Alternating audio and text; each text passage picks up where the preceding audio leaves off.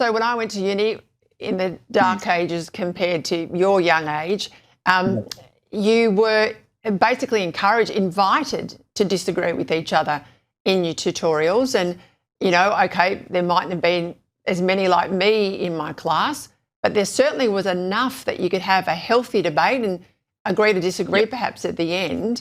That's clearly changed. And people tell me here in Australia, and I'm sure it's the same there, that if you don't agree, if you don't conform, it impacts your marks. You don't get a fair go in terms of your assessment. Is that your experience? Yeah, I'm very worried about that. And I sort of feel I have to sort of write what they want and sort of align with what they want, because the risks are these people, they send all sorts of threats. You don't know what they'll do. And there's so many of them, and they've organized all sorts of groups against us.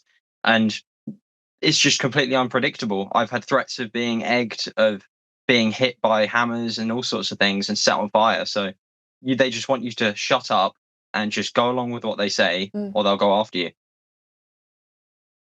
Okay, so bravely, you've set up this Reform Society at your university. Why do you keep doing it? Why is it so important? Yeah, so I think given this sort of just left-wing ideology, which completely dominates the university, you need some sort of other opinion, another voice to challenge this. Because at university, as you say, it should be a place of open debate where people really have their ideas encouraged and they can actually think critically. So I've sort of organized, it took a long time to actually finally find people with similar opinions and sort of group together and form our own society. And given there's a Green Society, there's a Marxist society, a Socialist society, why can't there be one on the centre right? I don't see why not.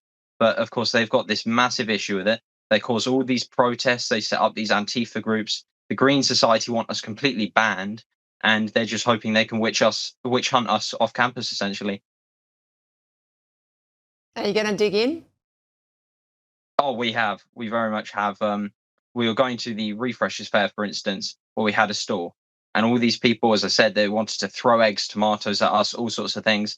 They were saying, we're going to jump you. They said, we're going to destroy all your stuff there. And, well, what we did on the day, despite this protest and all these eyes looking out for us, we still went in. We still put a flag down at the stall. We went there just to show our faces that we weren't backing down. And then these people, I mean, they hated it, but we're standing up. We're showing that we're not going anywhere. We're going to have events going into the future, invite all sorts of people, and we're going to be here to stay.